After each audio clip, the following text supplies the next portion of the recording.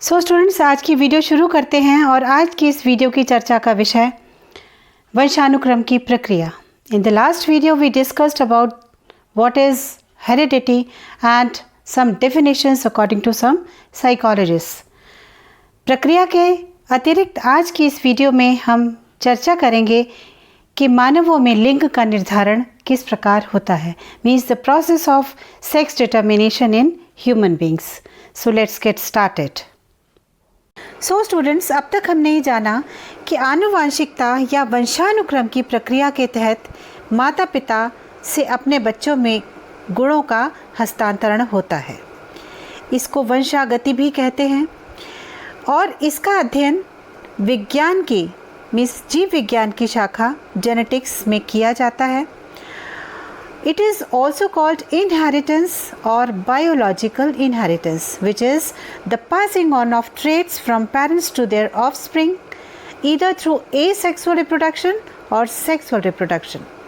The offspring cells or organisms acquire the genetic information of their parents. Now we come to know about the process of heredity, means कौन सी ऐसी प्रक्रिया है जिसके through माता पिता के गुणों का ट्रांसफरेंस एक और संतान में होता है या ऑफस्प्रिंग्स में होता है। मानव शरीर कोशों का योग होता है, means a human body is made up of cells. शरीर का प्रारंभ केवल एक कोश से होता है, सिर्फ एक सेल से शुरुआत होती है जिसे संयुक्त कोश या जाइगोट कहते हैं। यह कोश 2, 4, 8, 16, 32 तथा इसी क्रम में आगे बढ़ते हैं, मीन्स उनका मल्टीप्लिकेशन होता है सेल्स का, और वो जो ऑर्डर है वो यही होता है 2, 4, 8, 16 एंड 32, 64 एट्सेट्रा। संयुक्त कोश दो उत्पादक कोशों का योग होता है। उत्पादक कोश मीन्स प्रोडक्टिव सेल्स। ये प्रोडक्टिव सेल्स एक मदर से आती है और एक फादर से आती है। इसमें एक कोश पिता का होता है जिसे पितृकोश कहते हैं यानी कि स्पर्म, और दूसरा माता का होता है जिसको मातृकोश कहते हैं या ओवम कहा जाता है। उत्पादक कोश भी संयुक्त कोश के समान संख्या में बढ़ते हैं, मीन्स उनका मल्टीप्लिकेशन भी उसी तरीके से होता है जैसे कि संयुक्त कोश आगे ऑर्डर में मल्टीप्लाई हो रहा है। 2, 4, 8, 16, 32 इस वाले ऑर्डर में उनका भी मल्टीप्लिकेशन होता है ना। पुरुष और स्त्री के प्रत्येक कोश में 23 गुणसूत्र होते हैं, मीन्स मेल और फीमेल दोनों की सेल्स में 23 क्रोमोसोम्स होते हैं। गुणसूत्र हिंदी में बोला जाता है और क्रोमोसोम्स होते हैं मेल और फीमेल के अंतर्गत। इस प्रकार संयुक्त कोश में गुणसूत्रों के 23 जोड़े होते हैं, means 23 pairs of chromosomes are there in zygote. संयुक्त कोश में 23 पेयर्स होते हैं क्रोमोसोम्स के।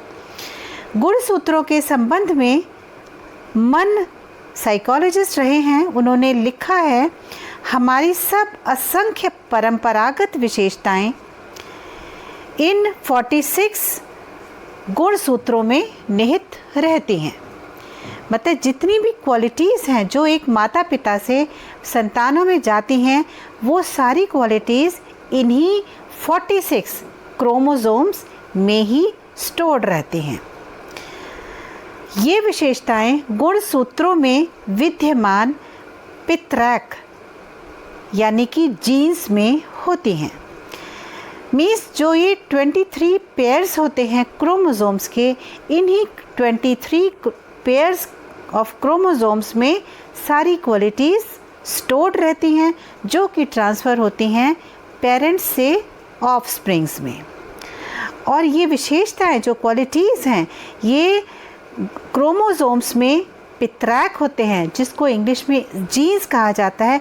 उन्हीं जीन्स में ये क्वालिटीज़ स्टोर होकर के ट्रांसफ़र होती हैं संतानों में। और प्रत्येक गुणसूत्र में 40 से 100 तक पित्रैक होते हैं। Means the number of genes in each chromosome is varies from 40 to 100।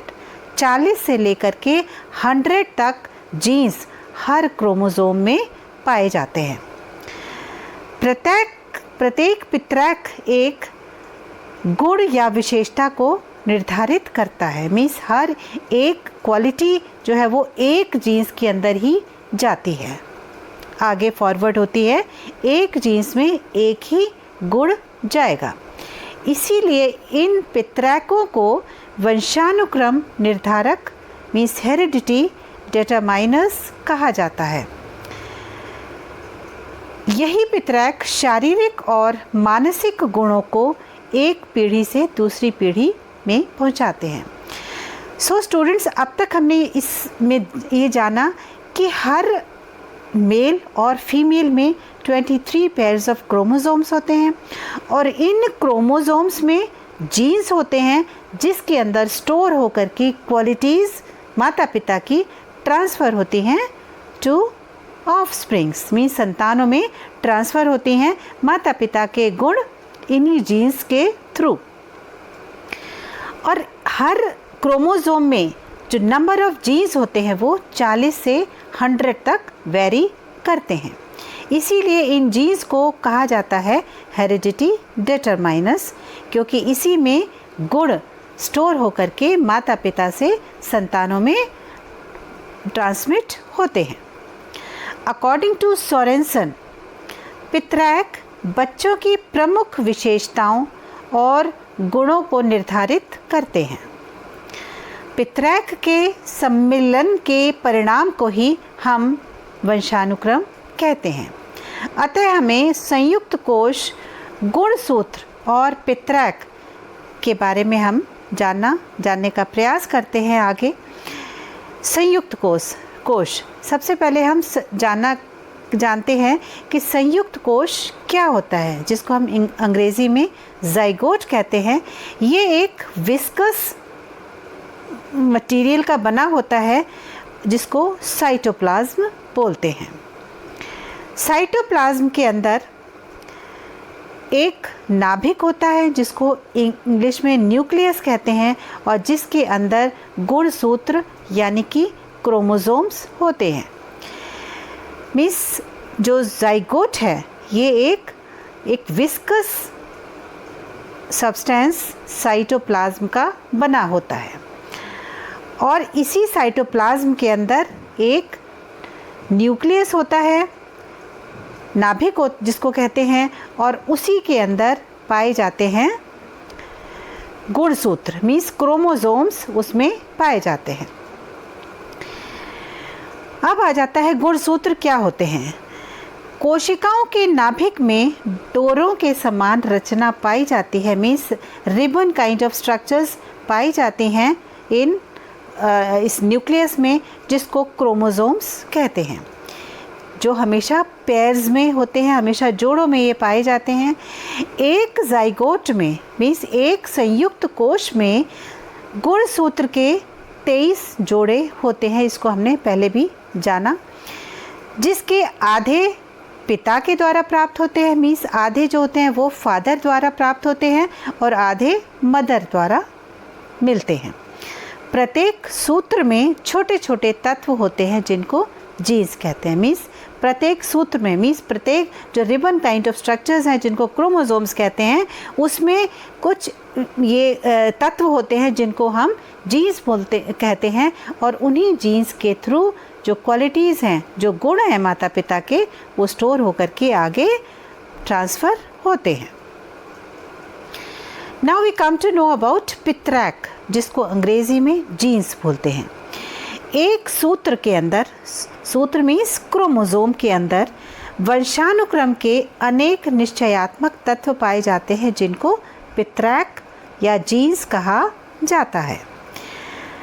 According to एनास्टासी, पित्रैक वंशानुक्रम की विशेषताओं का वाहक है जो किसी न किसी रूप में सदैव हस्तांतरित होता है।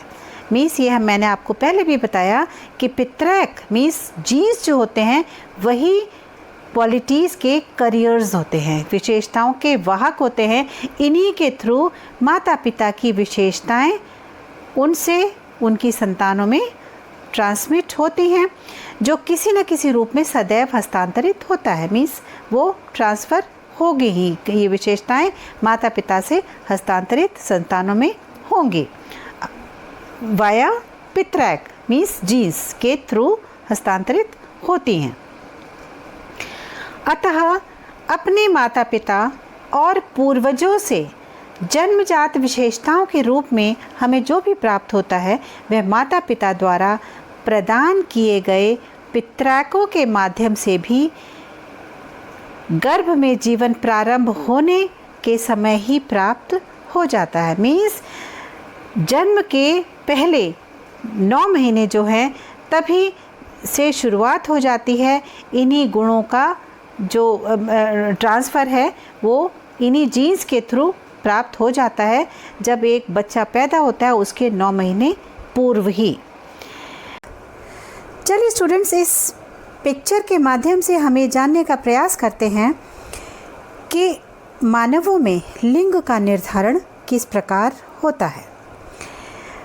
हमने ये लास्ट स्लाइड में ये जाना कि माता पिता और पूर्वजों से हमको जो भी कैरेक्टरिस्टिक्स प्राप्त होती हैं वो माता पिता द्वारा प्रदान किए गए जीन्स के माध्यम से माँ के गर्भ में जीवन प्रारंभ होने से के समय ही प्राप्त हो जाती है। Means born when the child is born उससे 9 महीने पहले ही जब एम्ब्रियो फॉर्म में था तभी उसको जो भी कैरेक्टरिस्टिक्स है वो वहाँ पर प्राप्त हो जाती हैं।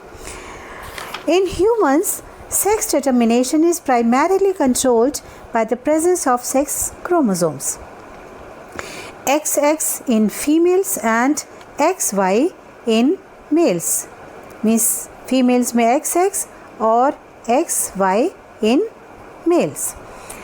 Humans have 23 pairs of chromosomes and one pair, which is the sex chromosome. It only determines the individual's biological sex.